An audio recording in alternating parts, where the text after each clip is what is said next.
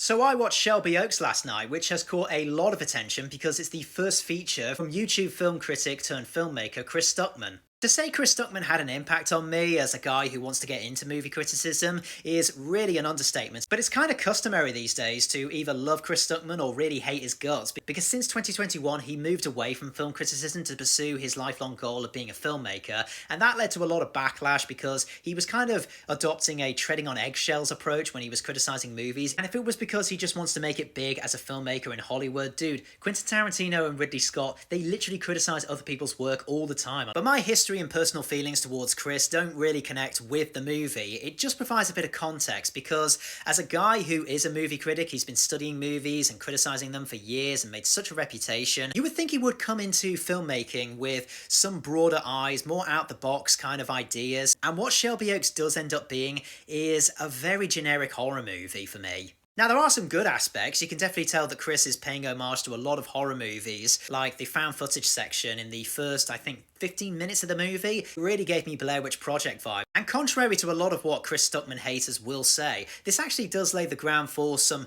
pretty promising filmmaking stuff. He does show that he is good at creating scares and some very violent, shocking sequences that had me actually jumping in my seat. And it's a very nice looking movie, and it's got some really good, intense, very atmospheric sequences. But it's a movie that feels like it's all build up and no payoff whatsoever. Like, the third act just feels non-existent. And I live just 10 minutes away from my local cinema. I kind of forgot what the movie was about because it was just so underwhelming towards the end. And like I said, a lot of generic horror movie cliches, like people don't believe the main character when she's drawing up facts and clues. There's fake out endings, and then there's jump scares, which Chris Stuckman has been criticizing for years. And other than Camille Sullivan, who's our protagonist, every other actor in this movie is pretty bad. I mean, the husband, I don't think there was a single breath of air that came out of him that was believable. And for those of you who are excited to see Keith David in the movie, he's like the third name that pops up in the opening credits. He's literally in the movie for 90 seconds. I wouldn't go so far as to say this movie completely sucked. I mean, it's a very competently made,